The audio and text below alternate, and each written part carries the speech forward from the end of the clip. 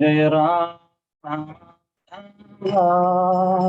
कुंज बिहारी जय राधा माधव कुंज बिहारी गोपी जाना वल्लभा गिरिवरधारी गोपी जन वल्लभ गिरिवरधारी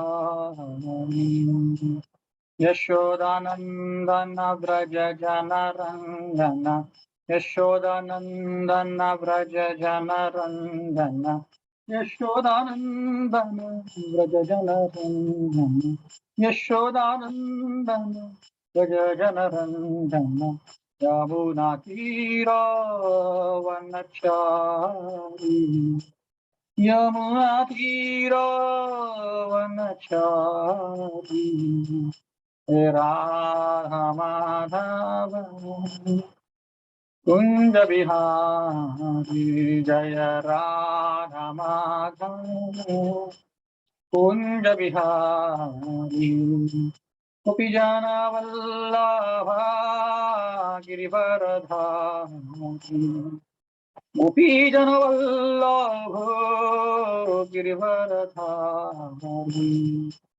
यशोदानंदन व्रज जन रंगन यशोदानंदन व्रज जन रंगन यमुना तीरावनचारी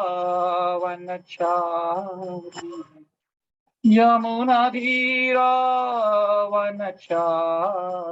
जय राधा माधव बिहारी राधा माधव कुंज बिहारी हरे कृष्ण कृष्ण कृष्ण हरे हरे हरे राम राम राम हरे हरे कृष्ण कृष्ण कृष्ण हरे हरे राम राम राम हरे हरे जय राधा वृंदावन चंद्र राधा वृंदावन चंद्र राधे राधा कुंज बिहारी राधा बिहारी राधे राधे राधे राधे श्री राधे गीता हरि बोल हरि बोल हरि बोल निताय गौर हरि बोल जय जय प्रभुपाद प्रभुपाद जय जय प्रभुपाद जय जय गुरुदेव गुरुदेव गुरुदेव जय जय गुरुदेव प्रणाम संकीर्तन की जय श्री प्रभुपाद की जय ओम अज्ञानतिमिरन्धस्य ज्ञानाञ्जनशलाकया चक्षुरुन्मिलितं येन तस्मै श्रीगुरुवे नमः श्रीचैतन्यमनोभीष्टं स्थापितं येन भूतले स्वयं रूप गदामह्यं ददाति स्वपदान्तिकं वन्देऽहं श्रीगुरु श्रीयुतापदकमलं श्रीगुरुं वैष्णवांश्च श्रीरूपं सागरजातां सहगण रघुनाथामितं तं सजीवम् साधवैतं सावधूतं परिजनसहितं कृष्णचैतन्यदेवं श्रीराधा कृष्णपादान् सहगणललिता श्रीविशाखामितांश्च नमो विष्णुपादाय कृष्णप्रेष्ठाय भूतले श्रीमते भक्तिवेदान्त स्वामिनीति नाम नमस्ते सरस्वते देवे गौरवाणी प्रचारिणे निर्विशेष शून्यवादी पाश्चात्यदेशतारिणे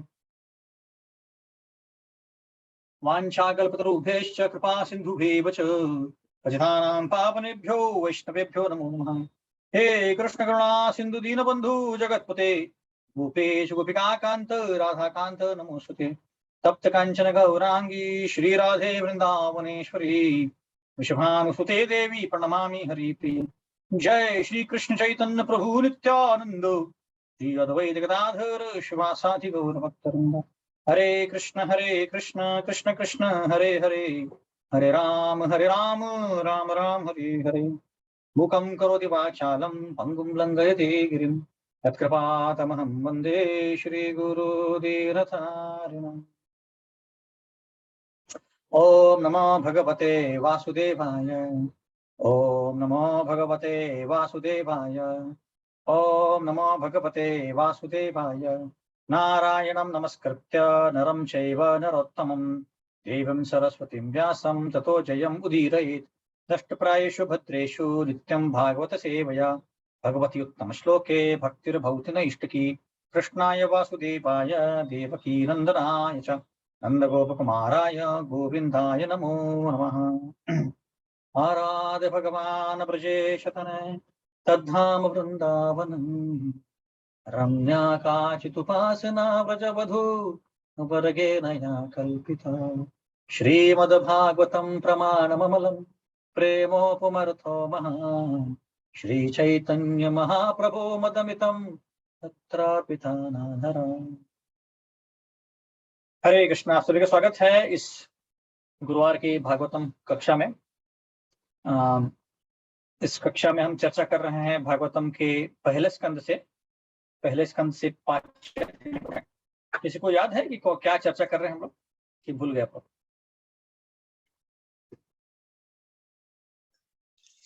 भागवत हरि प्रभु जी, लेकिन बिल्कुल भूल गए। कौन सा टॉपिक चल रहा है अभी, किसी को याद है? व्यासदेव जी को हृदय में खालीपन महसूस हो रहा है, एम्प्टीनेस बोलते हैं ना इंग्लिश में उसको, वो महसूस हो रहा है। और इसके लिए वो विरह कर रहे हैं कि मैंने इतना सब कुछ लिख दिया, फिर भी मेरे हृदय में ये खालीपन कहाँ से आ रहा है, ऐसा। तो वो ऐसे सोच ही रहे थे, तब तक नारद मुनि उनके आश्रम में पहुंच जाते हैं। और फिर वो नारद मुनि से पूछते हैं कि मुझे ऐसा क्यों लग रहा है। उस मित्र मतलब you can share screen, can open first canto 5th chapter.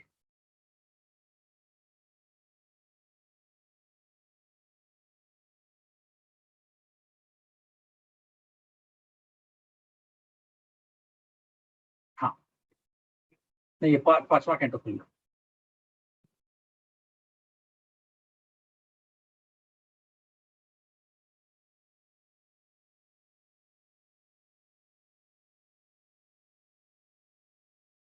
तो हम लोग 5वें चैप्टर पे हैं, नारद मुनि के इंस्ट्रक्शंस व्यासदेव जी के लिए। तो नारद मुनि वहां पे पहुंचते हैं उनके आश्रम में, और फिर अभी उनसे पूछताछ करें। तो इसके पहले चैप्टर में नारद मुनि को पूछा गया था व्यासदेव जी ने कि मुझे ऐसा क्यों लग रहा है। तो अभी नारद मुनि पूछ रहे हैं। तो नारद मुनि पूछ रहे हैं कि आप मन और शरीर के साथ साथ खुद को पहचान के आप खुश हैं क्या? इसका मतलब है कि खुद को आप शरीर और मन मान के खुश हो क्या आप? क्योंकि ऐसे आपने किताबें लिखी हैं जो मन और बुद्धि के लिए, मन और शरीर के लिए जायज है ऐसे।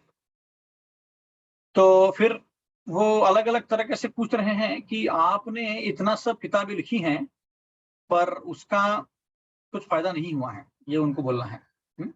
तो व्यासदेव जी बोलते हैं 5वें श्लोक से कि आप जो बोल रहे सही है, मेरे हृदय में अभी भी संतुष्टि नहीं है इतना सब करने के बावजूद। फॉर एग्जाम्पल, अभी कोई किताब लिखे बहुत अच्छा है ना, और वो बहुत बिकती है, किताब लाखों में करोड़ों में बिकती है, तो उसको संतुष्ट होना चाहिए कि हाँ संतुष्ट हूं मैं कि अच्छे से बिक गया ये।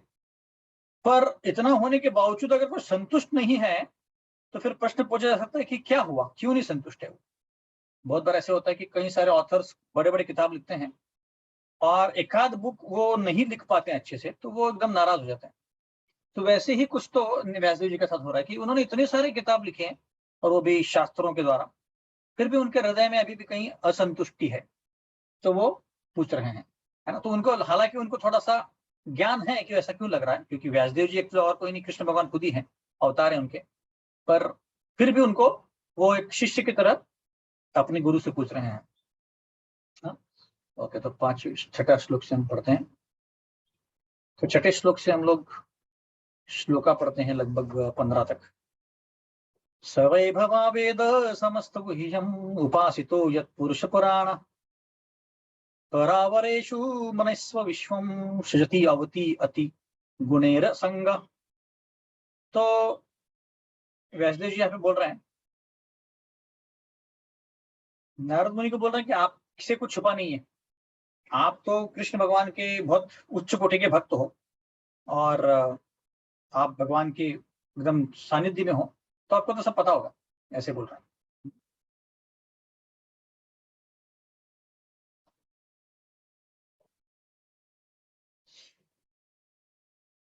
तो सातवें में पूछ रहे हैं, तम पर्यटन नरक इव त्रिलोकीम अंतश्चरो वायुर इवात्म साक्षी परावरे ब्रह्मणि धर्मतो व्रते स्नातस्य मे नूनम अलम विचक्षु। आप तीनों लोकों में कहीं भी जा सकते हो, किसको बोल रहे हैं? नारद मुनि को। और जैसे हवा कहीं भी घुस जाती है, हाँ, तो आप अंतर परमात्मा के रूप में कहीं भी चले जाते हो। इसलिए मुझ में जो ये खामी है, हृदय एकदम सुन्न हो गया है, उसका कारण आप निकालिए, ऐसे बोल रहे हैं। तो अभी नारद मुनि यहां से 22वें श्लोक तक बताना चालू कर देते हैं कि क्या हुआ है इनके हृदय में। श्री नारदोवाच भवतानुदित प्रायं यशो भगवतो मलम येने वासवनु न तुष्येत मन्ये तद्दर्शनम किलम। नारद मुनि बोलते हैं कि आपने तो सीधे सीधे पॉइंट पे आ रहे नारद मुनि, आपने भगवान की स्तुति अच्छे से नहीं की है। जो चीज या जो फिलॉसफी, जो तत्व भगवान के बारे में ज्ञान नहीं देता है, वो कोई काम का नहीं है, ऐसे बोल रहे हैं। यहां तक हमने चर्चा किया था, 10-12 श्लोक तक मेरे ख्याल से चर्चा किया था, तो हम रिविजन कर रहे हैं। यथा धर्मादयश्चार्थ मुनि वर्यानुकीर्तिता न तथा वासुदेवस्य महिमा ही अनुवर्णिता। हालांकि आपने 4 जो अलग अलग प्रकार के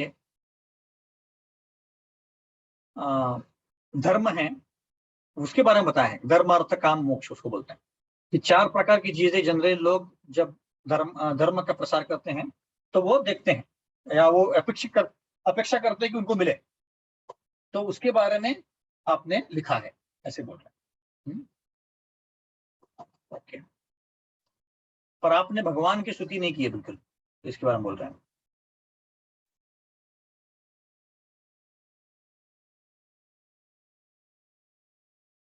न यद्वचश्चित्रपदं हरेर्यशो जगत् पवित्रं प्रकरणिति कर्हिचित् तदवायसं तीर्थं मुसन्ति मानसा न यत्र हंसा निर्मन्ति कुशिक्षया।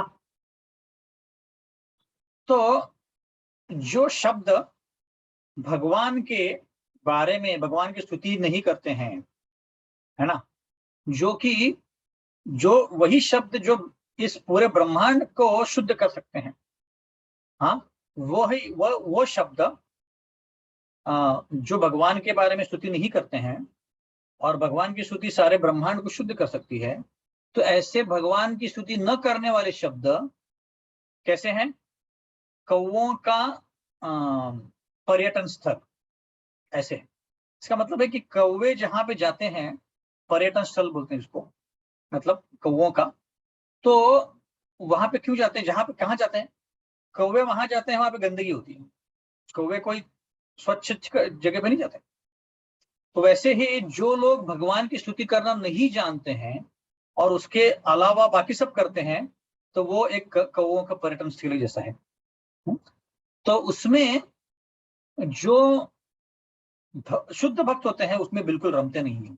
ये बहुत महत्वपूर्ण श्लोक है समझने के लिए कि हम कैसे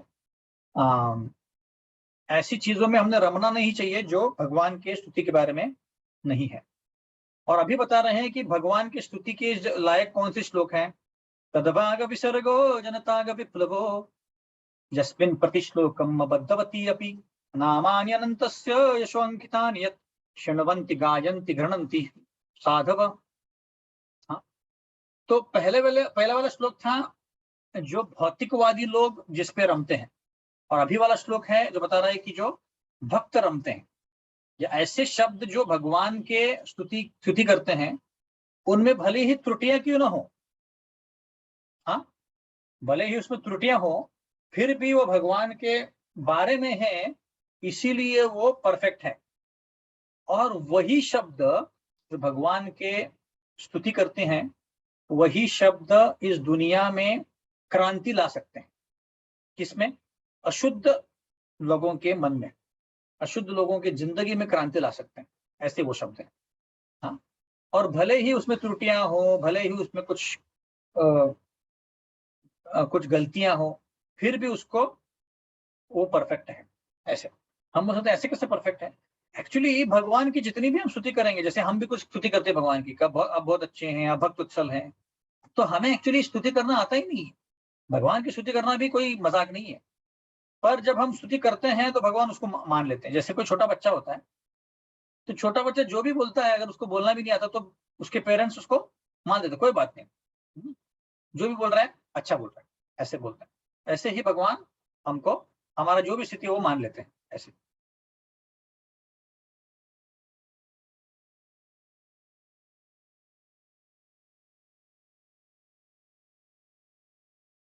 ओके, 12वां श्लोक। नैष्कर्म्यमप्युच्युत भाववर्जितं न शोभते ज्ञानमलं निरञ्जनम् कूतः पुनश्चश्वभद्रमीश्वरे न चार्पितं कर्म यद् अपि कारणम्। ओके, अगर कोई अध्यात्म के बारे में चर्चा कर रहा है, आत्म साक्षात्कार के बारे में चर्चा कर रहा है, पर उसमें अगर भगवान कृष्ण के लिए कोई भी उसमें विचार नहीं है, तो उसका कुछ फायदा नहीं। हाँ, तो अगर कोई आत्म साक्षात्कार कर रहा है, जानना चाह रहा है कि मैं कौन हूँ, ये दुनिया क्यों बनी है, वगैरह वगैरह वगैरह वगैरह, हाँ, पर उसमें भक्ति नहीं है, कोई फायदा नहीं, ऐसे बता रहे हैं। तो ये जानने के लिए कि भक्ति का कितना महत्व है। भक्ति ही एक चीज है जो इस दुनिया में महत्वपूर्ण है, ये बताने के लिए ये श्लोक बोला जा रहा है। तो आज की चर्चा हम अगले श्लोक से आरंभ करते हैं। इस श्लोक में बताया जा रहा है कि व्यासदेव जी के ऐसे कौन से गुण हैं जिसके कारण वो अच्छे ऑथर हैं, अच्छे लेखक हैं। अथो महाभाग भवान अमोघ दृक् शुचिश्रवा सत्यरतो धृतव्रत पूर्वक्रमस्याखिल बंध मुक्तये समाधिना स्मर अनुस्मर तद विचेष्टितम। तो इस श्लोक में व्यासदेव जी के बारे में चर्चा की गई है कि उनके कैसे कैसे गुण हैं। हाँ? तो 4-5 चीजों के बारे में नारद मुनि यहाँ पे चर्चा कर रहे हैं। तो क्या कौन से हैं, चर्चा करते हैं। तो पहला तो वो उनका जो विजन है, उनकी जो सोच है, वो एकदम परफेक्ट है। हाँ, मतलब विजन परफेक्ट है, मतलब क्या कि जैसे कोई लीडर होता है कंपनी का या देश का या कोई भी चीज का, तो वो अगर आगे देख पाता है, आगे देख पाता है मतलब अगर 20-30 साल आगे देख पाता है कि 20-30 के साल के बाद इंडिया कहाँ होगा, या कंपनी कहाँ होगी, या कोई इंस्टीट्यूट कहाँ होगा, तो उसको बोलते हैं कि उसको विजन है, उस व्यक्ति को विजन है। ऐसा नहीं कि अभी आज का कैसा कर लिया तुमने, आज का क्या जानते हो, नहीं, आगे का अगर कोई देख पाता है तो उसको बोलते हैं कि विजन है अच्छी उसकी, है ना, गोल है उसका अच्छा, मिशन है उसका अच्छा, ऐसे बोलते हैं। तो वैसे ही व्यासदेव जी को विजन अच्छा का मतलब क्या कि जब वो लिख रहे थे भागवतम, तो वो देख पा रहे थे कि कलयुग में लोग मंद हैं, मंद सुमंद मतयो मंद भाग्य उपद्रता, मंद है, मंद बुद्धि है, आलसी हैं, उनको बिल्कुल ध्यान नहीं है, मेमोरी भी कम है, और उनमें सबसे ज्यादा मतलब मंद भाग्य उपद्रता, मतलब क्या कि उनका जो भाग्य है वो सबसे मंद है, मतलब बिल्कुल भी उनको अच्छा भाग्य नहीं है। क्यों? क्योंकि उनको अध्यात्म के लिए कोई रुचि नहीं है, इसीलिए। तो ये देख पा रहे थे, और इसीलिए वो ऐसे शास्त्र निर्माण कर पाए या लिख पाए जो कलियुग के जीवों के लिए वो परफेक्ट हो, कलियुग के जीवों के लिए वो बराबर हो, जिससे उनका उद्धार हो जाए। इसीलिए उनका विजन परफेक्ट है। हाँ, इसीलिए उनको वो देख पा रहे हैं कि कौन है, कैसी। हम देख सकते हैं कि अभी भी, जैसे अमरेंद्र को क्लास में बता रहे थे कि पहले के युग में एक कोई भक्त को, या भक्त बनने के पहले भी, जैसे ध्रुव महाराज को नारद मुनि एक बार बोला कि आपको भगवान के ऊपर ध्यान करना, और उन्होंने ध्यान किया और उनको भगवान दिख गए। प्रहलाद महाराज को पेट में एक बार बोला कि आपको भगवान कृष्ण के ऊपर ध्यान करना, और उन्होंने ध्यान किया और भगवान विष्णु खुद नरसिम्हा के भगवान के रूप में आ गए, मृगारी हंटर को एक बार बोला नारद मुनि ने कि आपको राम का नाम लेना है, और सेम वाल्मीकि वाल्मीकि को। तो ऐसे कई उदाहरण है जिसमें पहले के युगों में, और स्पेशली नारद मुनि है तो इसलिए भी पावरफुल है, पर नारद मुनि जैसे भक्त जाके एक बार बोलते हैं और वो भक्त बन जाते हैं। और हम लोग बार बार लेक्चर सुन रहे, फिर भी यही वही पाठ की गाड़ी हमारी ऐसे। तो ना व्यासदेव जी देख पा रहे हैं कि आगे जाके ऐसे जीव आने वाले हैं जिनको ज्यादा इलेक्ट्रॉनिक्स में इंटरेस्ट होगा, मोबाइल में इंटरेस्ट होगा, फेसबुक इंस्टाग्राम वगैरह वगैरह इसमें इंटरेस्ट होगा, इसमें इंटरेस्ट नहीं होगा। तो इसीलिए ये सोच के उन्होंने कुछ कुछ शास्त्रों का निर्माण किया। तो नारद मुनि बोल रहे कि आपको सोच है, आपको पता है कि आगे क्या होने वाला है, क्योंकि वो देख पा रहे हैं कि क्या होने वाला है, छोटे छोटे चीजों से झगड़ा होने वाला है। छोटे छोटे चीजों के लिए डिवोर्स होगा, प्रॉब्लम्स खड़े होंगे, जानते हैं वो। इसीलिए वो ऐसे शास्त्र लिख पा रहे हैं। तो पहला उनका ये गुण है। दूसरा कि तो अमोघ दृक् शब्द का वर्णन हुआ है, इसका मतलब कि उनका जो विजन है परफेक्ट है, परफेक्ट सीयर बोलते हैं उसको, वो जानते हैं। जैसे शिला प्रभुपाद भी अमोघ दृक् थे, मतलब क्या वो जानते थे कि मैं कितना भी प्रवचन दूं, मैं कितना भी भक्त का निर्माण करूं, किताब ही एक ऐसी चीज है जो बहुत काल तक टिकने वाली है। इसलिए प्रभुपाद बोलते थे कि मेरी किताब 10,000 साल तक चलेगी, भले ही इस्कॉन बंद हो जाए पर मेरे किताब बंद नहीं होंगे। ये उनका विजन था। तो आप अगर देखेंगे तो आप सोचिए कि शिला प्रभुपाद एक्चुअली पहले इंडिया में उन्होंने प्रचार करने का प्रयत्न किया, तो इंडिया में नहीं चला क्योंकि लोग समझ ही नहीं पा रहे थे। और उनके जो भाई बंधु थे वो यूके गए थे, पहले लंदन में गए थे, फिर वो भी असफल होकर आ गए। तो प्रभुपाद ने सोचा कि अगर मैं अमेरिका चले जाऊं, क्योंकि अमेरिका जो है अभी सबसे ऐसा देश है जो सबसे आगे है भौतिक चीजों में, और सब लोग अमेरिका को मानते हैं कि अमेरिका कितना एडवांस है वगैरह वगैरह। और अगर मैं अमेरिका में जाके प्रचार करूं तो वहां के लोग अगर उस भक्ति को लेंगे तो फिर इंडियंस भी उनको पकड़ लेंगे। ये उनका विजन था, इसलिए उनको परफेक्ट सीयर बोलते हैं, वो जानते थे।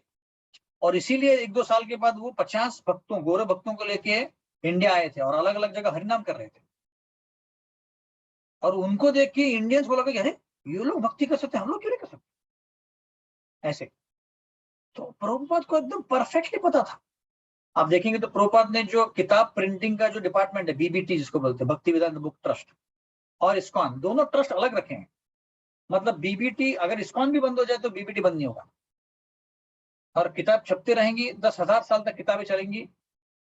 मतलब एक्चुअली ऐसे बोला, प्रभुपाद ने बोला था कि कुछ सालों के बाद हो सकता है कि इस्कॉन भी बंद पड़ जाए, बट किताबें चलती रहेंगी और उसके ऊपर लोग भक्त बन जाएंगे। तो ये विजन है।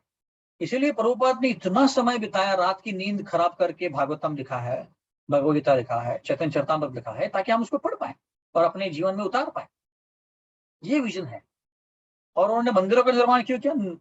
किसी ने एक बार पूछा था, प्रभुपाद बैठे थे तो बोला कि इतने बड़े बड़े मंदिर की क्या जरूरत है, कोई पैसा आप घरों में बांट दो। तो प्रभुपाद ने बोला हमें कोई जरूरत नहीं, हम तो पेड़ के नीचे बैठ जाएंगे, पर अगर पेड़ के नीचे बैठेंगे तो आप लोग आएंगे क्या? तो उसने बोला नहीं, तो इसीलिए तो हम मंदिर बांध रहे हैं कि बड़े बड़े मंदिर देख के लोग आएंगे देखने के लिए और उनको हम भक्त बनाएंगे ऐसे। कई जगह प्रभुपाद ने देखा कि इंडिया में कहीं जगन्नाथ जी प्रसिद्ध है, कहीं कृष्ण प्रसिद्ध है, कहीं राम प्रसिद्ध है, कहीं शिव जी प्रसिद्ध है। तो उन्होंने कई मंदिरों में ऐसा अरेंजमेंट किया, जैसे अभी वॉटफोर्ड में भी है राम सीता लक्ष्मण हनुमान, कि तीनों डेटीज हैं, गौर निताई भी हैं, राधा कृष्ण भी हैं, और राम लक्ष्मण सीता भी, और कहीं पे जगन्नाथ बलदेव सुभद्रा है।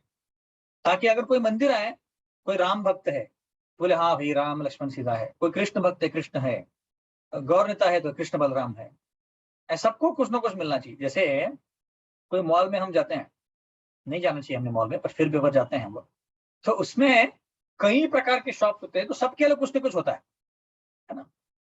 मॉल में लोग जाते हैं समझने के लिए कि भाई बहुत सारा अच्छा क्वालिटी का मिलेगा और सस्ता मिलेगा, पर ऐसा होता नहीं। सस्ता सस्ता कुछ होता नहीं है। अगर सस्ता बेचेंगे तो उनका प्रॉफिट कैसे होगा? तो वैसे ही प्रभुपाद चाहते कि मंदिरों का मॉल बन जाए इतने। जैसे आप अगर पुराने मंदिरों को देखेंगे, जगन्नाथ मंदिर भी जाएंगे आप लोग, अभी जगन्नाथपुरी का रथ यात्रा है जून में, तो तब हम लोग गए थे, तो इतना बड़ा मंदिर है कि वहां पे सारे डिटीज हैं। शिव जी का मंदिर है, लक्ष्मी जी का मंदिर है, जगन्नाथ बलदेव जी का तो है ही, ऐसे कई मंदिर हैं। मतलब है कि ये मंदिरों का एक मॉल होना चाहिए कि जिससे अगर कोई आए तो वो देखता ही रहेगा, दिन भर वहीं पे बिताना चाहिए। ऐसा अरेंजमेंट होना चाहिए। तो उसको बोलते हैं परफेक्ट विजन। तो प्रभुपाद ने ये मंदिरों की स्थापना इसके लिए की थी ताकि लोग आके यहाँ पे दर्शन ले और भक्त बन जाए, ऐसा। तो इसको बोलते हैं परफेक्ट विजन, अमोघ दृक्। उनको दिखता है कि आगे क्या होने वाला है। जैसे प्रभुपाद के जो गुरु थे भक्ति स्वरूप ठाकुर, वो बोलते थे कि जब तक 64 माला नहीं करोगे तब तक तुम गोलोक नहीं जा सकते। तो तब के जमाने में सारे सन्यासी होते थे उनके शिष्य, तो वो लोग करते थे। पर जब प्रभुपाद ने जब अरेंजमेंट किया और पहली बार बोला भक्तों की आपको 64 माला करना है, तो सब लोग बोले कि 64 माला हम करेंगे, इम्पॉसिबल बोला शिष्यों ने। फिर प्रभुपाद ने बोला कि 32 राउंड्स, 32 तो करो कम से कम। 32 राउंड नहीं प्रभुपाद, 4 घंटा लगता है, नहीं कर सकते हम। तो फिर प्रभुपाद ने बोला ठीक है कम से कम 16 करो, इससे कम नहीं, 2 घंटा को कम से कम करना पड़ेगा। तो प्रभुपाद ने एडजस्ट किया कि अभी के एनवायरमेंट के लिए लोग, पता है कि लोगों का ध्यान बटता है, एक जगह बैठ नहीं सकते हैं। अगर मूवी देखने बताओ तो 4-4 घंटे बैठ जाएंगे, पर जब करने बैठो तो हर 4-5 मिनट के बाद हिलने लग जाते हैं लोग, क्योंकि मन स्थिर नहीं रहता। प्रभुपाद को पता था, इसीलिए प्रभुपाद ने इतनी सारी अरेंजमेंट दिया हमारे। अगर मॉर्निंग प्रोग्राम देखेंगे तो आरती, सेवा, इतनी सारी चीजें थी कि मन हमारा भक्ति में, कृष्ण के भक्ति में रह जाए। ये उनका मुख्य उद्देश्य था, ये उनका परफेक्ट स्पीयर है। दूसरा क्वालिटी है व्यासदेव जी का कि उनका जो ख्याति है, फेम, स्पॉटलेस है। मतलब आप कोई भी शास्त्र में या कहीं भी देखेंगे नहीं कि व्यासदेव जी के ऊपर कोई लांछन किया गया है, बिल्कुल परफेक्ट है, क्योंकि भगवान के अवतार हैं इसीलिए।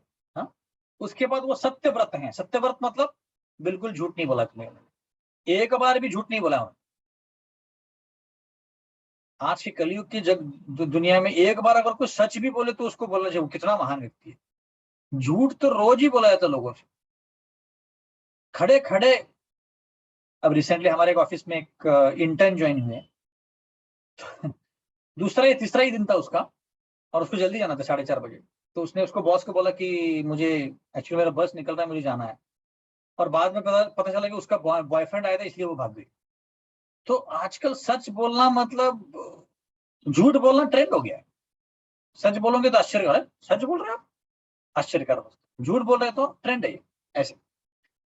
पर व्यासदेव जी कभी झूठ नहीं बोले। और धृतव्रत है वो। धृतव्रत मतलब एक बार डिसाइड किया कि करना है तो करना है, कुछ भी नहीं। जैसे भीष्म ने किया था, नहीं शादी करनी तो नहीं करनी, ऐसा नहीं कि बाद में नहीं मुझे तो करनी नहीं थी फिर बट क्या करूं, नहीं, कोई एक्सक्यूज नहीं। वैसे ही व्यासदेव जी का जो व्रत था, जो भी व्रत पकड़ते तो परफेक्ट, कोई भी उसमें ढीला ढाला नहीं, ऐसे। और लास्ट बोला गया है अखिल बंध मुक्त, ये मतलब क्या कि सबके मुक्ति के लिए भगवान के अलग अलग जो लीलाएं हैं उनके बारे में सोच के उसके बारे में लिखना उनको आता था। तो यहाँ पे वैसे जी को बोला गया है। अभी प्रभुपाद यहाँ पे बोलते हैं कि जनरली लोगों को कोई ना कोई किताब पढ़ने की इच्छा होती है। मोस्ट ऑफ द लोग, कई लोगों को नहीं होती है, कोई किताब पढ़ते ही नहीं बिल्कुल। मैं जनरल लोगों को होता है पेपर पढ़ना या ऐसी कोई किताबें पढ़ना जिससे उनको अच्छा लगता है, तो जनरल टेंडेंसी होती है लोगों। तो आजकल के जो अलग अलग ऑथर्स हैं वो इनको एक्सप्लॉइट कर रहे हैं। अब मुझे पता नहीं एक्सप्लॉइट को हिंदी में क्या बोलते हैं, पर एक्सप्लॉइट कर रहे हैं कि भाई आपको अगर पढ़ना है ना तो हम एकदम ऐसे सेंसुअल किताबें देंगे, या ऐसे कुछ गुंडों की किताबें देंगे, या एडवेंचरस देंगे, या फिक्शन देंगे, जिसको आपको पढ़ के मजा आ जाए। जैसे कई सारी किताब है, जैसे Sidney Sheldon, Agatha Christie, Jeffrey Archer, जहां तक मुझे पता है और भी होंगी। और आजकल अमीश त्रिपाठी वगैरह जैसे लोग जो एक्चुअली उनको पैसा कमाना है पर लोगों को फिक्शन देके उनको गुमराह कर रहे हैं। लोगों को पढ़ना होता है तो उनको ऐसी किताबें दे दो जिससे वो गुमराह हो जाएंगे, ऐसे। और तत्व को भी तोड़ने मरोड़ने वाले भी बहुत सारे लोग हैं। जैसे महाराष्ट्र में वो देखते हैं कि पु ल देशपांडे, बप्पू काळे, ऐसे कई सारे ऑथर्स हैं, एक्चुअली सुनने में अच्छा लगता है पर उसका और भगवान की भक्ति के बारे में कोई भी लेना देना नहीं है। हालांकि अच्छे ऑथर्स हैं वो, अच्छे लेखक हैं वो, पर हमें ये ध्यान देना है कि उससे हमें क्या मिलने वाला है। कुछ मिनट के लिए अच्छा लगे, कितना अच्छा लगा, कितना अच्छा प्रवचन दिया, कितना अच्छा किताब है, पर उससे हमारे जीवन में कुछ सुधार आया नहीं। तो इसलिए प्रभुपाद बोलते हैं कि ऐसी किताबों का निर्माण करना और उसको पढ़ना ये भी दोनों ही गलत है। हाँ, और ऐसे करने से जीव इस दुनिया में फंस जाता है, अटक जाता है ऐसे। तो इसलिए नारद मुनि इतने दयालु हैं कि वो व्यासदेव जी को बोल रहे हैं कि तुम ऐसे और किताबों का निर्माण मत करो भाई, तुम ऐसी किताबें लिखो जिससे उनको मुक्ति मिल जाए ऐसे। हम्म? और अगर आपको किताबें लिखनी ही है, जैसे शिला प्रभुपाद बोलते थे एक्चुअली कि कृष्णा कॉन्शियस किताबें छोड़ के बाकी जो भी किताबें लिखी हैं वो उनकी जरूरत ही नहीं है, बोलते होगा, जरूरत ही नहीं है ऐसा बोल रहे। हाँ, तो अगर हम बोलेंगे कि भाई ठीक है आपने किताबें लिख दी, न्यूज़पेपर खोल दिया, बट आध्यात्मिक के बारे में कितना हम लिख सकते हैं, क्या लिख सकते हैं? तो प्रभुपाद बोलते हैं कि हम इतना लिख सकते हैं कि रोज एक एक नया किताब, रोज एक एक नया न्यूज़पेपर खोल सकते हो आप। इतनी अध्यात्म की जगत की, गोलोक के, वैकुंठ के न्यूज है, इतनी खबरें हैं कि आप लिखते ही जाओ, लिखते ही जाओ, लिखते ही जाओ, रोज एक पेपर छाप सकते हो, रोज एक न्यूज़पेपर छाप सकते हो, इतनी फास्ट है। जैसे हम लोग जो भागवतम पढ़ रहे हैं इसमें भी 18,000 श्लोक हैं, पर ये जो भागवतम है इसी ब्रह्मांड के अलग अलग प्लैनेट्स का लीलाएं इकट्ठा की है। पर जो आध्यात्मिक जगत में भागवतम है वो अनगिनत है, उसमें श्लोक गिन भी नहीं सकते अब इतने, क्योंकि कृष्ण की लीलाएं चलती जा रही है, चलती जा रही है, रुकती नहीं है। जैसे मैंने बताया कि एक एक कल्प में नरसिंह भगवान पिलर से आए थे, खंबे से आए थे, और दूसरे कल्प में नरसिंह भगवान ऐसे क्या बोलते गेट से आए थे। तो कृष्ण भगवान अलग अलग लीलाएं कर रहे हैं, अलग अलग कल्पों में अलग अलग तरीके से, और ये लीला बढ़ती जा रही है, रोज अलग अलग। आप सोचिए 84 लाख योनियां हैं और भगवान हर योनि में आते हैं अलग अलग लीला करने के लिए, और ये सारी लीलाएं घटित हो रही हैं कहीं ना कहीं। तो इतनी लीलाओं का वर्णन करते करते रहेंगे तो हमको किताबें भी कम पड़ जाएंगी, कागज भी कम पड़ जाएगा। हाँ, तो इन सारे भौतिकवादी शास्त्रों से अच्छा है कि भगवत गीता और भागवतम का प्रचार हो। वही किताबें इस दुनिया में शांति ला सकते हैं और कोई किताब नहीं ला सकता। कितने भी आप बाकी की किताब पढ़ो, कितने भी पढ़ो, न्यूज़पेपर पढ़ो, बाकी मन शांत नहीं होता है। उल्टा न्यूज़पेपर पढ़ने से मन दूषित हो जाता है। अरे ये प्रॉब्लम है, वो प्रॉब्लम है, सब जगह प्रॉब्लम ही प्रॉब्लम दिखता है। तो जो भक्त होता है वो प्रॉब्लम नहीं देखता, वो देखता है कि मैं अपनी भक्ति कैसे करूं, प्रॉब्लम कहीं कहीं चले जाए, मुझे कोई नहीं चाहिए उसको दिला देना, मेरी भक्ति कैसे करूं इसके बारे में सोचता रहा। भगवद गीता जो है भगवान कृष्ण के वचन है, और भागवतम जो है भगवान की लीलाएं हैं ऐसे। ओके, आगे बढ़ते हैं। अच्छा, ये अभी तक श्लोक खत्म नहीं हुआ। तो यहाँ पे बताया जा रहा है कि व्यासदेव जी जैसे भक्त और उनके अलग अलग जो रिप्रेजेंटेटिव्स हैं, उनकी जो परंपरा में आते हैं, उन्हीं को ये भागवतम का जो मैसेज है वो खुद समझ सकते हैं और लिख सकते हैं। क्योंकि ये शास्त्र लिखना, स्पेशली भागवतम ऐसे शास्त्र, इतना आसान नहीं है। उसके लिए आपको हृदय से प्रेरणा मिलनी चाहिए। जैसे प्रभुपाद बोलते थे कि इतने सुंदर पर्पस लिखे प्रभुपाद के, आज की दुनिया के भी लिखे। जैसे ऐसा नहीं है कि उन्होंने लिखे थे 1970 में और अभी 50 साल के बाद भी वो रेलेवेंट है, और 10,000 साल के बाद भी रेलेवेंट होने वाले। आप सोचिए कितना सोच के लिखा है प्रभुपाद, इतना आसान नहीं है लिखना ऐसा। जैसे जो लोग आईटी कंपनी में वगैरह काम करते हो जानते हैं कि अगर मैं आज कुछ कोड करूंगा, वो अगर 10 साल के बाद कोड देखेगा तो बोलेगा कि ये रिलेवेंट नहीं है, भी कुछ और आ गया। 10 साल तो बहुत ज्यादा बोल दिया मैंने, 5 साल के बाद। पर प्रभुपाद ने ऐसा लिखा है कि 5,000 साल के बाद भी जो लिखा है वो सही रहेगा, उसमें कुछ गलत नहीं रहेगा ऐसे। हाँ, तो ऐसे शास्त्र, जिसका प्रभुपाद बोलते थे कि प्रभुपाद को जब बोला कि Prabhupada your purports are very transcendental, they are very powerful, तो प्रभुपाद बोलते थे कि ये मैंने नहीं लिखा भाई, मैं तो लिखने बैठ गया और कृष्ण ने मुझे प्रेरणा दी, तो कृष्ण भगवान ने लिखा, है मैंने कुछ नहीं किया। ये तो उनका नम्रता है। पर फिर भी जब तक कृष्ण भगवान हृदय से हमको प्रेरित नहीं करते तब तक कुछ नहीं लिखा जाएगा। इतना ही नहीं, अगर हम लेक्चर देना भी बैठ जाएं और हमने कितना भी पढ़ा हो, पर अगर भगवान कृष्ण और परमात्मा के रूप में आपको बताएंगे नहीं, शब्द श्लोक याद नहीं दिलाएंगे, तो कुछ नहीं आ सकता, मुंह से कुछ नहीं आएगा। हमने बहुत पढ़ा है बट सब कुछ जीरो, कई बार होता है ऐसा। तो इसीलिए, और कल कृष्णदास कविराज गोस्वामी है जिन्होंने चैतन्य चरणामृत लिखा है, तो वो भी 80-85 साल के हैं, हाथ उनका कांप रहा है, आंखों में से पूरा दिखता नहीं है, सारी इंद्रियां खराब हो गई हैं, फिर भी उन्होंने चैतन्य चेतामृत लिखा हुआ। तो बोलते मैं भी आश्चर्यकारक हूं और लोग भी आश्चर्यकारक कि मैंने कैसे लिख दिया। वो भगवान के आशीर्वाद के बिना इम्पॉसिबल। तो प्रभुपाद बोलते हैं कि भागवतम में जो भी लिखा है एकदम परफेक्ट है, एक्यूरेट है, प्रिसीजन है। कैसे? कई बार लिखा हुआ है कि कलयुग में लोग जो पुरुष हैं लंबे लंबे बाल छोड़ेंगे, माताएं हैं जो बाल कटवाएंगी, माताएं पुरुषों के साथ साथ बोलेंगे कि हम लोग भी सेम हैं, ऐसे। फिर कलयुग में झगड़ा बहुत होगा, कलह, कलह मतलब झगड़ा, कली युग का कलह मतलब झगड़ा, इसका शुरुआती झगड़ा होता है।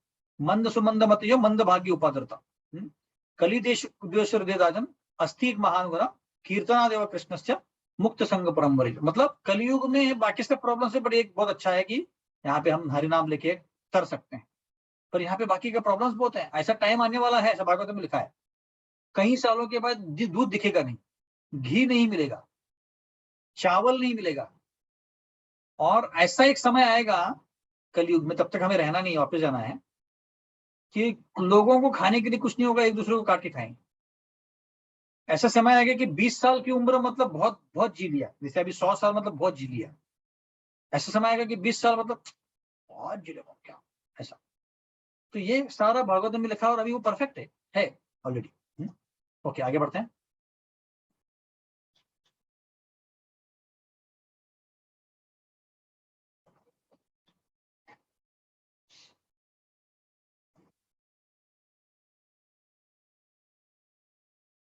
ततो अन्यथा किंचन यद विवक्षत पृथक दृशस्तत्कृत रूपनाम भी न करहिचित क्वापि च दुष्टिता मति लभेत वाताहत नौर इवाप्सदम। यहाँ पे बोल रहे हैं कि जो भी तुम भगवान कृष्ण से छोड़ के कोई भी आप मैसेज लिखोगे, हाँ, तो वो सिर्फ मन को क्या करेगा, उत्तेजित करेगा। अलग अलग रूपों में, अलग अलग चीजों में मन को उत्तेजित करेगा। जैसे कोई बोट है और उस बोट हवा चल रही है, तो वो हवा के कारण बोट हिलती है, तो वैसे ही मन हिलेगा। क्यों? क्योंकि भगवान कृष्ण के बारे में नहीं है, इसलिए। चंचल मन कृष्ण प्रमादि बलवादिनम तस्यम निग्रह मन्ये वायोर सुदुष्करम। अर्जुन बोल रहे हैं कि मेरा जो मन है चंचल है, बिल्कुल एक जगह नहीं रहता है। तो नारद मुनि बोल रहे हैं कि तुम कुछ भी कृष्ण भगवान के अलावा कुछ भी लिखो, उसके कारण लोगों के मन में वो उत्तेजित करने वाला है, उत्तेजित करने वाला है, और कुछ नहीं होगा, ऐसे बोल रहे हैं। और लोग ऑलरेडी क्या होता है कि लोगों को भगवान की भक्ति करना, त्याग करना, ये बिल्कुल पसंद नहीं है। मन उनका बिल्कुल लगता नहीं है भक्ति में। कई लोग आते हैं मंदिर में और दर्शन लेते हैं, 2 मिनट रुकते हैं, इधर उधर देखते हैं, अभी और कुछ है क्या, और बाहर निकल जाते हैं। उनको देखना होता है कुछ और इंटरेस्टिंग है, ठीक है भगवान वगैरह है यहाँ पे, बट बाकी कुछ इंटरेस्टिंग है ऐसा, क्योंकि उनका मन एक जगह नहीं है, भक्ति में नहीं है। हाँ, तो लोगों को ऑलरेडी पजल है, सोच रहे लोग कि क्या करें क्या करें।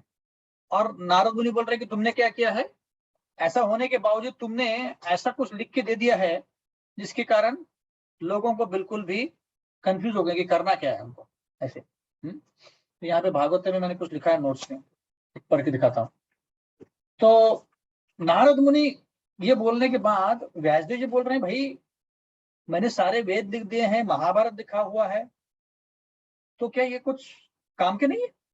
आप बोलना चाह रहे थे कुछ काम के नहीं? तो नारद मुनि क्या बोलते हैं? तो बोलते हैं कि ये ना ही काम के हैं, मतलब इंग्लिश में बोल रहे हैं कि not only are they useless but they are disturbing, ऐसा बोल रहे हैं। नारद मुनि बहुत डांट रहे हैं व्यासदेव जी को यहाँ पे एक्चुअली, कि ना ही ये जो किताबें लिखी है अपनी, ये कोई काम के नहीं है, पर ये लोगों के मन को उत्तेजित करने वाली है, तो इसलिए कुछ फायदा नहीं इसका लिख के। तो तुमने लोगों का अच्छा नहीं किया, बुरा किया उल्टा, ऐसे बोल रहे हैं। नारद मुनि को डांट रहे हैं बेसिक।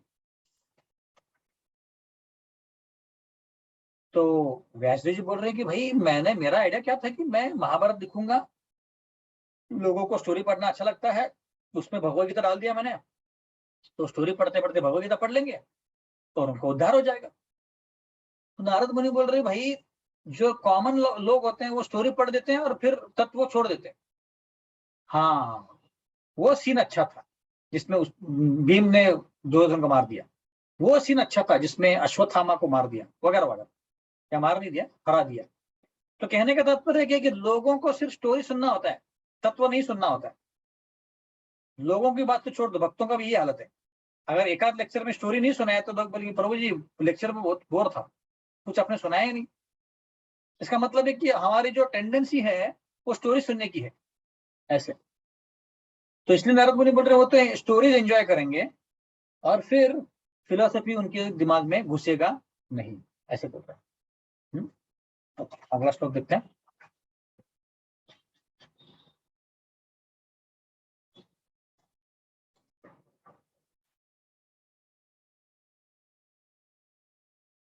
जुगुप्सितं धर्म कृते अनुशासत स्वभाव रक्तस्य महान व्यतिक्रम यद वाक्यतो धर्म इततर स्थितो न मन्यते तस्य निवारणम जन। तो यहाँ पे बहुत महत्वपूर्ण ये श्लोक है समझने के लिए कि हम लोग, तो यहाँ पे ऑलरेडी बोला कि पीपल इन जनरल, मतलब लोग जो होते हैं, तो लोगों में हम भी आ गए एक्चुअली। ऐसा नहीं कि लोग मतलब हम और बाकी के लोग अलग, नहीं, हम भी हैं उसमें। क्यों? क्योंकि हमारा जो नेचुरल टेंडेंसी है, नैसर्गिक जो हमारा टेंडेंसी क्या बोलते हैं, विचार है, वो क्या है? एंजॉय करना। जैसे एक दिन अगर क्लास नहीं हुआ, उदाहरण के तौर पे पिछली बार हमने क्लास नहीं किया मेरे ख्याल से, तो लोगों ने क्या किया होगा, भक्तों ने क्या किया होगा? हाँ, भक्तों ने भगवद गीता तो नहीं पढ़ी होगी, भागवतम तो नहीं पढ़ा होगा, है ना? लोगों ने क्या किया होगा? हो सकता है टीवी देखा हो, या हो सकता है व्हाट्सएप देखा हो, इंस्टाग्राम देखा हो, पता नहीं। तो जनरली क्या है, हम लोग अपने मन को अगर भक्ति में नहीं लगाएंगे तो वो मन डायरेक्टली एंजॉय करने के लिए जाएगा। अब देखिए कहीं पे आप कहीं ट्रैवल कर रहे हैं आप, हाँ, आपके पास अगर कानों में लेक्चर नहीं है या सामने किताब नहीं है तो आप क्या करते हो? आप आसपास देखते लगते हो कि कोई इंटरेस्टिंग चीज है क्या भाई देखने लायक, या कुछ किसी से मैं गपशप मारूं। बाय डिफॉल्ट हमारा नेचर होता है कि हम एंजॉय करें। क्यों? ऐसा क्यों है? क्योंकि इच्छा द्वेष समुत्तेन द्वंद्व मोहेन भारत। हम भौतिक दुनिया में आए इसलिए है कि हम कृष्ण से अलग होकर एंजॉय करना चाहते हैं। यही तो सबसे बड़ा हमारा प्रॉब्लम है कि हमको अलग से एंजॉय करना है। तो अगर मौका मिला और भक्ति का अगर कोई कृति नहीं है तो हम क्या करेंगे? एंजॉय करने का ही प्रयत्न करेंगे। बाय डिफॉल्ट मन का होता है कि करे भाई कहाँ एंजॉय करूं, कैसे करूं, ऐसे। तो उसको अगर जबरदस्ती भक्ति में नहीं लगाया तब तक यही करेगा वो मन, ऐसे। तो यहाँ पे भी व्यासदेव जी और नारद मुनि बोल रहे हैं। तो व्यासदेव जी बोल रहे हैं कि अरे भाई मैं अगर भागवतम लिखूं जो शुद्ध है, जिसमें कोई कथाएं नहीं है, और सिर्फ भक्ति के बारे में, तो पढ़ेगा कौन? ऐसे बोल रहे नारद मुनि को। तो नारद मुनि बोल रहे हैं कि चिंता मत करो, यहाँ पे लोग हैं जो किताब भागवतम जैसी किताब पढ़ेंगे, आपको मिलेंगे लोग। आत्मारामश्च मुनियो निर्ग्रंथ्यापि उरुक्रमे कुर्वन्ते हितिकं भक्ति उत्तम भूता गुण हरि। आत्माराम लोग भागवतम पढ़ते तो फिर बाकी के लोग पढ़ेंगे ना, चिंता मत करो, तो मुश्किल तुमको ऑडियंस मिल जाएगा, चिंता मत करो, ऐसे बोल रहे हैं। तो इसीलिए नारद मुनि यहाँ पे बता रहे हैं कि हम लोग बहुत चिरातन काल से इस भौतिक दुनिया में है, और चिरातन काल से हम जैसे बोलते हैं कि परपेचुअल ब्लैक बेंचर्स है। परपेचुअल ब्लैक बेंचर्स मतलब क्या? कि हम बहुत सालों से भक्ति में पीछे हैं, भक्ति करना नहीं चाहते हैं, अभी भी नहीं करना चाहते, पर जबरदस्ती अभी आनंद प्रभु ने बुलाया तो लेक्चर सुनना पड़ रहा है, डाल दिया मैसेज तो आना पड़ रहा है, ऐसे। मेरा भी ऐसे ही है, गुरु महाराज बोलते हैं इसलिए सुनना पड़ता है, ऐसे। तो क्योंकि हम बहुत जन्मों से ऐसे ही कर रहे हैं तो हमें आदत लग गई है कि हमें एंजॉय करना है। भक्ति करने की आदत नहीं, छूट गई है बचपन से। बचपन से मतलब जहां से जब से हम आए आध्यात्मिक जगत तब से। तो इसीलिए कोई भी धार्मिक चीज करके हमें एंजॉयमेंट टेंडेंसी को बढ़ाना नहीं है, क्योंकि ऐसे करने से, नारद मुनि बोल रहे हैं वैष्णु जी को, ऐसे करने से तुम लोगों को गलत गुमराह कर रहे हो, ऐसे। जैसे 2,500-3,000 साल पहले जैसे बुद्ध भगवान ने जन्म लिया था, तब तब के लोग वेद को फॉलो करते थे पर गलत तरीके से। क्या करते थे वो? प्राणियों को मारते थे और खाते थे, बहुत मांस मच्छी खाते थे। तो भगवान कृष्ण ने ही बुद्ध के फॉर्म में जन्म लिया, ये बताने के लिए कि तुम गलत इस्तेमाल कर रहे हो वेदों का, प्राणियों को तुमको मारना नहीं है। और बुद्ध का, भगवान बुद्ध का छून के बहुत लोगों ने बंद कर दिया। तो ऐसे कई बार जरूरत पड़ती है लोगों को बताने के लिए कि क्या करना क्या है ऐसे। तो महाभारत में कई सारी चीजों का वर्णन किया गया, पॉलिटिक्स, इकोनॉमिक्स वगैरह वगैरह। तो नारद मुनि बोल रहे हैं कि तुमने ऐसी चीजें बता के लोगों को एनकरेज किया है, उत्साह दिखाया है कि तुम ये करो तुम, इसलिए बोल रहे हैं कि वो तुमने नहीं करना चाहिए था। और यहाँ पे इंग्लिश में लिखा है, प्रभुपाद बोलते हैं कि this compromising spirit of Vyasadeva ji is directly condemned by Narada Muni. मतलब कॉम्प्रोमाइज जो किया नारद व्यासदेव जी ने कि नहीं नहीं मैं थोड़ा सा कर्मकांड दूंगा, थोड़ा सा ज्ञान दूंगा, थोड़ा सा योग दूंगा, तुमको सिर्फ शुद्ध भक्ति देना है, ऐसे बोल रहे हैं नारद मुनि। जैसे कोई पेशेंट होता है, अब उस पेशेंट को अगर कोई बीमारी है, हाँ, और उस बीमारी में उसको अगर कोई चीज वर्जित है, जैसे टीबी होता है तो जनरली फ्राइड फूड नहीं खाते हैं, और किसी को टीबी है और उसको फ्राइड फूड अच्छा लगता है ना, तो वो वर्जित होता है। तो जो डॉक्टर है उसको बोलता है कि तुम्हें इस बार ये चीज नहीं खानी है, हाँ, पर उस व्यक्ति की इच्छा होती है कि मुझे खानी है। तो यहाँ पे व्यासदेव जी को बोला जा रहा है कि देखो, एक रोगी की तरह ये जो भौतिक दुनिया में लोग, ये रोगी है, उनको वही खाने की इच्छा है, क्या? भौतिक चीजें, और तुम उनको वही बोल रहे हो कि हाँ ठीक है खाओ खाओ। तो ये गलत तुम कर रहे हो ऐसे। ओके, लास्ट तो करते हैं, उसके बाद फिर हम विराम देंगे। 17वां श्लोक बहुत महत्वपूर्ण है, तो हम अगली बार कवर करेंगे। ऐसे तो सारे श्लोक महत्वपूर्ण है, पर फिर भी विचक्षणो अस्यार्थहिति वेदितुं विभोरनंत पारस्य निर्वृत्ते सुखम प्रवर्तमानस्य गुणैरनात्मनस्ततो भवान् दर्शय चेष्टितां विभो।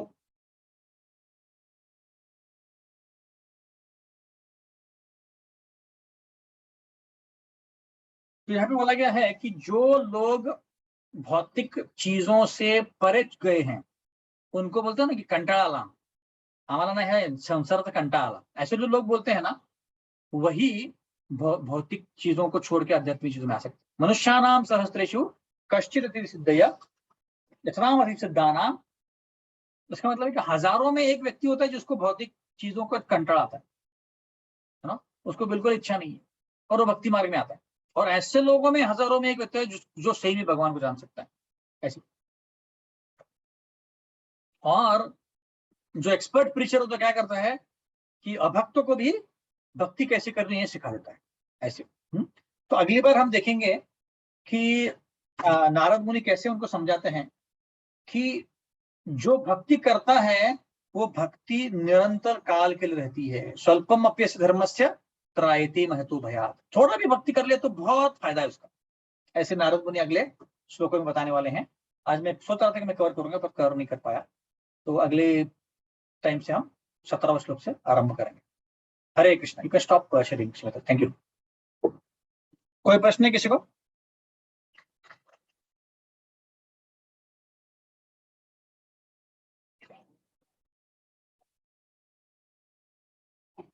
ये सेक्शन थोड़ा सा टेक्निकल है, तत्वज्ञान से भरा है, पर तत्वज्ञान भी हमें समझना चाहिए। चैतन्य चरितमृत में लिखा बोला गया है कि आज का हमारा मैंने थोड़ा लेट ज्वाइन किया। आज का हमारा भागवतम का कौन सा श्लोक था, कौन सा स्कंद से? ये पहले स्कंद से 5वां अध्याय माता जी।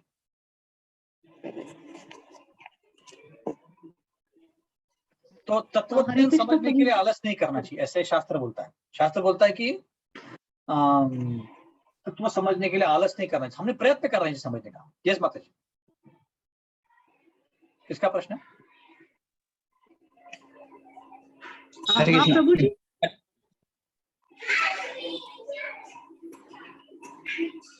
ये सारंग प्रभु है। हरे कृष्ण। यस प्रभु जी। तो प्रभु जी 1.5.15 में जो ट्रांसलेशन था, तो उसमें बताया कि people in general have tendency to enjoy, and because of that they can enjoy religious activities also. But अभी जो कैसी एक्टिविटी कृष्णा कॉन्शियस जो एक्टिविटीज होते हैं तो उसमें भी कुछ कुछ एक्टिविटीज रहते हैं, तो उसमें हमें थोड़ा मतलब ज्यादा जो अच्छे लगते हैं कुछ कुछ एक्टिविटीज, और कुछ कुछ एक्टिविटीज रहते हैं जो मतलब ज्यादा इंक्लिनेशन नहीं रहता वो करने को। तो वो मतलब सही है, मतलब इनिशियल फेजेस में ऐसे थोड़ा सा रहता है, तो बाद में भी जो मतलब सीनियर्स बताते हैं उसका एज अ ड्यूटी कर सकते हैं, तो वो कितना सही है या फिर? करेक्ट है। इनिशियल फेज में ऐसा होता है कि मुझे प्रसाद खाना ही अच्छा लगता है, बाकी कोई अच्छा नहीं लगता। फिर ऐसा होता है कीर्तन करना ही अच्छा लगता है, बाकी जप वगैरह अच्छा नहीं लगता। कब फिर लगता है कि मैं सेवा ही करूंगा सिर्फ। तो इनिशियल पीरियड में जिसमें रस आता है वो करना चाहिए। एक्चुअली ऐसा नहीं कि हम कृष्णा कॉन्शियस में एंजॉय नहीं करते हैं, हम एंजॉय करते हैं, पर कृष्णा को सेंटर में रख के एंजॉय करते हैं। जैसे जन्माष्टमी करते हैं तो कीर्तन करते करते प्रसाद खाते हैं, तो इसमें एंजॉय होता है, क्योंकि ये सुसुखम एक्टिविटी है। अगर हम कृष्णा कॉन्शियस में दुखी रहेंगे, चैंटिंग करेंगे, तो फिर बोलेंगे यार क्या क्यों चैंटिंग कर रहे हो। एक्चुअली लोगों को समझ में आता है, हमारे चेहरे की तरफ देख के कितने हम सुखी हैं नहीं है। हम अगर भक्ति कर रहे हैं और हमारा मुंह हमेशा लटका हुआ है, बोलेंगे क्यों कर रहे हैं, अभी छोड़ ना, तू करने की जरूरत नहीं तुझे, है ना। तो जो भी करना है, जो भी अच्छा लगता है भक्ति के, इसलिए कृष्ण ने रूप गोस्वामी ने 64 अंग दिए हैं भक्ति करने के लिए, और 9 विधियां दी हैं। श्रवणम कीर्तनम विष्णु स्मरणम पाद सेवनम अर्चनम वंदनम दास्यम साख्यम नत्म निवेदनम। इसमें से कोई भी कर सकते हैं। किसी को श्रवण अच्छा लगता है, किसी को कीर्तन अच्छा लगता है, किसी को लेक्चर देना अच्छा लगता है। जो अच्छा लगता है वो ले लेना चाहिए, और जिसमें आनंद आ रहा है वो करना चाहिए। पर एक स्टेज आएगा जिसमें हम बोलते हैं कि नहीं, गुरु महाराज जो बताएंगे, हमारे सीनियर जो बताएंगे वही करूंगा, उसी में मेरा सुख है। तो वो स्टेज जब तक नहीं आता तब तक जो अच्छा लगता है वो करना चाहिए। क्योंकि जो भी है कृष्णा कॉन्शियस है। जैसे हम लोग अभी भागवतम पढ़ रहे हैं, भागवतम सुन रहे हैं, मैं बोल रहा हूँ, आप लोग सुन रहे हो, ये आध्यात्मिक एक्टिविटी है, इसमें कोई भी भौतिक चीज है ही नहीं। तो अभी हम 1 घंटे के लिए पूरी तरह से आध्यात्मिक जगत में है। अगर आप पूरी तरह से फोकस कर रहे हो तो, अगर आपका ध्यान इधर उधर है तो फिर नहीं। 100% फोकस है तो हम ऑलरेडी आध्यात्मिक एक्टिविटी कर रहे हैं, जगत में हम लोग आध्यात्मिक जगत में। तो जो जिसमें आनंद आ रहा है वो करना चाहिए, कोई प्रॉब्लम। ठीक है, और कोई प्रश्न? Thank you. Hare Krishna. Hare Krishna Prabhu ji. Yes Mata ji. प्रभु जी मेरा प्रश्न नहीं है, बस मुझे ये पूछना था, अभी हमने स्टार्टिंग में प्रार्थना किया ना, तो आप लास्ट के 2 श्लोक आपने कौन से बोले थे, हाँ, मैं मतलब आपको उसका भेज, मीनिंग और? मैं ग्रुप में भेजता हूँ। हाँ प्रभु जी। आराध्य ओके भगवान प्रभु प्रणेश तनय, ये वाला ना। ठीक है, हाँ मैं प्रभु भेजता जी, हूँ। लास्ट के 2 से इतना याद है। हाँ हाँ, मुझे ओके मुझे प्रभु याद है, जी। मैं भेजता हूँ। यस, ग्रुप में भेजता हूँ। ओके, ग्रुप पे संस्कृति माता जी का प्रश्न है। डाउट ऐसा है कि डिवोटी एसोसिएशन नहीं है ज्यादा, और इस वजह से ऑटोमेटिक मटल संघ ज्यादा है। एंड जब भक्तों का पता चलता है कि मटल संघ है, तो वो अपना संघ डिलीवरेट नहीं देते। इस लूप में फंसे हुए हैं। तो आपको जितना ऑनलाइन संघ मिल सकता है ले लीजिए आप। ऑनलाइन तो भर भर के संघ है ना। और मटल संघ कम करना है हमको, डिलिबरेटली सोच समझ के। जितना कम कर सकते कम करना है, क्योंकि भौतिक संघ जितना करेंगे तो उतना हमारा जो एंजॉयमेंट का टेंडेंसी बढ़ता जाएगा, कम नहीं होने वाला है ना। तो इसीलिए शास्त्र बताते हैं कि मायावाद का संग नहीं करना है, और भौतिकवादी लोगों का संग नहीं करना है। संग नहीं करना है, बात नहीं करने उनसे, पर ज्यादा क्लोज नहीं जाना है। ऐसा नहीं कि जो हमारा ददाती प्रतिगनाती है, मतलब 6 प्रकार के एक्सचेंज होते भक्तों में, ददाती प्रतिगनाती गुह्यम अख्याति चाहिए। ज्यादा गुह्य चीजें नहीं बतानी है, गिफ्ट्स एक्सचेंज नहीं करना है, रोज उनके साथ नहीं रहना है, तो वो हमको अवॉइड करना चाहिए। और जितना भक्तों का संग ले सकते हो, ऑनलाइन हो कुछ भी हो, सेवा के द्वारा, उसने हमने लेना चाहिए। क्योंकि सही बात है ना, क्योंकि जैसे आप अगर भौतिकवादियों का संग करेंगे, तो भक्तों को लगेगा ये भौतिकवादी बनने जा रहा है, तो उसका संग वो अवॉइड करेंगे। जायज सी बात है ना। ऐसे तो उसके लिए क्या ऑप्शन है कि भौतिकवादियों का संग कम करें। अगर नहीं मिल रहा है, कम से कम ऑनलाइन करें संग, और वो भी नहीं हो रहा है तो प्रचार करें और भक्त बनाएं, ताकि उनका संग ले पाए। तो ये न कि प्रकार है ना, कृष्ण मन निवेशित, मतलब कृष्ण में मन को निवेशित करना है, आइदर प्रचार करके, भक्ति करके, संग लेके या संग बना के, ऐसे। ठीक है, हरे कृष्ण। और कोई प्रश्न है किसी को? हरे कृष्ण प्रभु जी। हरे कृष्ण। प्रभु जी एक अलग थोडा प्रश्न आहे, मृत्यूनंतर त्यांचे देवतामध्ये स्वरूप म्हणजे रूपांतर होत नाही का? म्हणजे जे मेलेले असतात हाँ त्यांचे हाँ, ते देवामध्ये घेतात तर त्यांची पूजा नाही. नहीं नहीं, एक्चुअली क्या है, माता जी का प्रश्न है कि अगर मृत्यु के बाद 9वा बोला होते 9वा श्लोक आहे, सॉरी 9वा अध्याय आहे. याच्यात श्रीमद भागवतम मध्ये 41 अध्याय आहे. त्याच्यामध्ये जे लास्ट मध्ये सांगितलेलं आहे, मृत्यूनंतर त्यांचे देवता रूपात होत नाही. कुठला स्कंद आहे माताजी? स्कंद पहिल्यामध्येच आहे. पहिल्यामध्ये कुठला अध्याय? 9वा अध्याय. श्लोका नंबर 41 म्हणतात. हं, 41 ना? हं. ट्रान्सलेशन मध्ये की परपट मध्ये? 41 श्लोक. हा प्रभूजी. हा वाचतो, एक मिनिट वाचतो. हा, तो याच्यामध्ये कुठे आहे माताजी? लास्ट मध्ये दिलेले, लास्ट मध्ये तिसरी ओळी बघा. The propaganda that a very great man is worshipped God after death. Propaganda that a very great man is worshipped God after death. हा बरोबर आहे मध्ये यात असं लिहिलंय की काही लोक काय करतात की कुणाचा मृत्यू झाला, सॉरी हिंदी में बात करता हूँ, कि माताजी का प्रश्न है कि ये पहले स्कंद में 9वें अध्याय में 41 श्लोक में आता है, 41 श्लोक में परपट में, कि प्रभुपाद बोल रहे हैं कि लोगों की मृत्यु होने के बाद कई लोग उनको पूजन करते हैं भगवान के रूप में, है ना। बड़े बड़े जो लोग होते हैं, जैसे अभी भी जिंदा होने के बाद भी करते हैं। सचिन तेंदुलकर का एक टेम्पल है, रजनीकांत का टेम्पल है, खुशबू नामक एक एक्ट्रेस का टेम्पल है, तो लोग तभी भी करते हैं। तो प्रभुपाद बोल रहे हैं कि ये जो प्रोपेगेंडा है कि लोग मरने के बाद, बड़े बड़े लोग मरने के बाद भगवान बनते, ये गलत है, ऐसे बोल रहे हैं। समजलं तुम्हाला होती? हे चुकीचं आहे असं म्हणतात हा प्रभुपाद, हा चुकीचं आहे असं म्हणतात। थँक्यू प्रभूजी. हरे कृष्ण। और कोई प्रश्न है किसी को? हरे कृष्ण प्रभु। हरे कृष्ण। कृष्ण भूल गई एक्चुअली। माता जी के क्वेश्चन में मैं इतना खो गई कि मैं मेरा क्वेश्चन ही भूल गई। तो थोड़ा और सोचती हूँ नहीं तो मैं आपको मैसेज कर देती हूँ प्रभु। no problem. और कोई प्रश्न किसी का? प्रभू जी Yes, हाँ ma'am. प्रभू जी फास्टिंग एकादशी उद्याची का परवाची? शनिवारी निर्जला एकादशी शनिवारी है।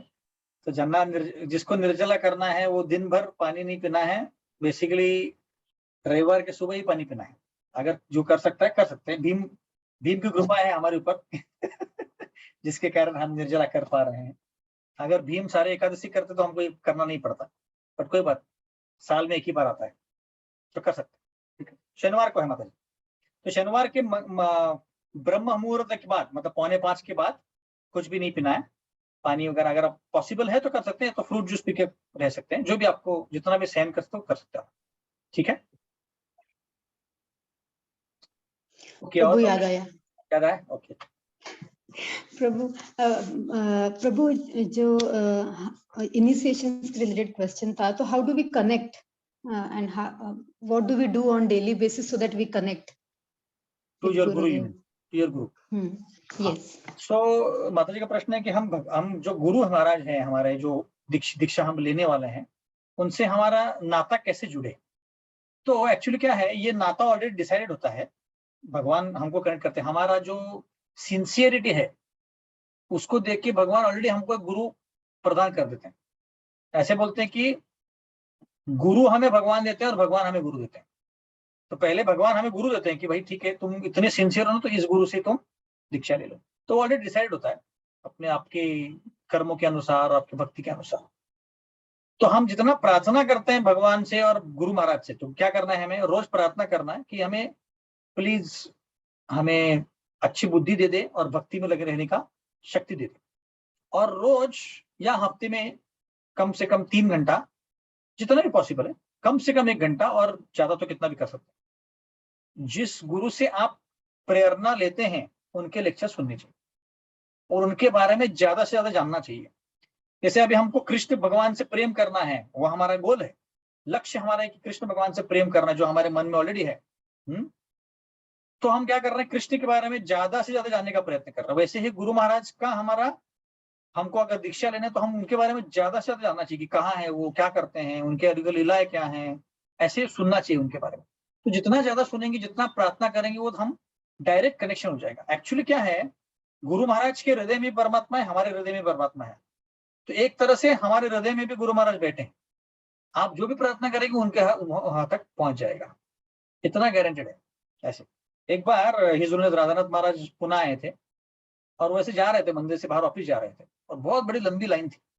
तो सबको नमस्कार करते करते जाते, एक माता जी को डोनेशन देना था कुछ, उन्होंने एक छोटे से एनवलप में डाल के वो दिया था, बट वो दे नहीं पाए, उनको हिम्मत हुई नहीं उनकी। तो उन्होंने किसी और को दे दिया और महाराज तब तक आगे चले गए थे, लगभग 50 फीट तक। तो वो भागे भागे गए और बोला कि महाराज ये डोनेशन है। तो एक ए माता जी को देना था, बट उन्होंने बी माता जी को दिया। तो बी माता जी ने जाने देखे महाराज को दिया, और ये काफी दूर थी, जैसे मैंने बताया 50-60 फीट। तो महाराज ने वो लिया और बी माता जी की तरफ देखने के बजाय वो मुड़ के ए माता जी की तरफ देखा और बोले कि थैंक यू। आप सोचिए, तो ये गुरु महाराज जो होते हैं हमारे हृदय में बैठे हैं, वो जानते हैं कि हम क्या कर रहे हैं, पर हमें वो कनेक्ट करने की जरूरत है। कनेक्ट कब करेंगे, हम प्रार्थना करेंगे, उनसे बात करेंगे, उनके बारे में जानेंगे, उनके लेक्चर सुनेंगे, उनको अपने जीवन में उतारने का प्रयत्न करेंगे, डायरेक्ट कनेक्शन हो जाएगा। ये गुरु तत्व तो बहुत अमेजिंग कॉन्सेप्ट है कि गुरु भगवान की तरह ही है एक्चुअली। यस्य देवा परे भक्ति तथा परा गुरु, यशस्ति नहीं, वो नहीं, यस्य प्रसादाद भगवत प्रसादो साक्षात हरित्वेन समस्त शास्त्र। सारे शास्त्रों में बताया गया कि गुरु जो होता है वो भगवान के जैसा ही है, भगवान नहीं है पर भगवान के जैसे है। तो इसलिए सब कुछ जानते हैं एक्चुअली। जैसे मैंने एक उदाहरण दिया था कि प्रभुपाद के पास एक बार एक चोर गया था उनकी घड़ी चुराने के लिए। तो कुछ बोलने के पहले ही प्रभुपाद ने उसको घड़ी दी, बोले ले ले, तेरे को चाहिए था ना। तो बोला हाँ, उसको समझ भी नहीं आया और वो दीक्षित भक्त बन गया। कहने का तात्पर्य क्या है कि हम जितना सिंसियरली प्रे करेंगे, गुरु महाराज भी हमको रेसिप्रोकेट। कईयों के तो सपने में गुरु महाराज आते हैं, अगर बार बार उनके बारे में ध्यान करे, उनका किताब पढ़े, उनके जो इंस्ट्रक्शन है अपने जीवन में उतारने का प्रयत्न करे। ऐसे ठीक है माता। थैंक यू प्रभु। हरे कृष्ण। प्रभु जी उनके लेक्चर तो इंग्लिश में ही है ना? हाँ, उनके मराठी में ट्रांसलेशन भी है माता जी। तो आप गूगल पे या यूट्यूब पे ढूंढेंगे तो मराठी में मिलेंगे आप ट्रांसलेशन। ओके प्रभु जी। ठीक है, तो हम ये भी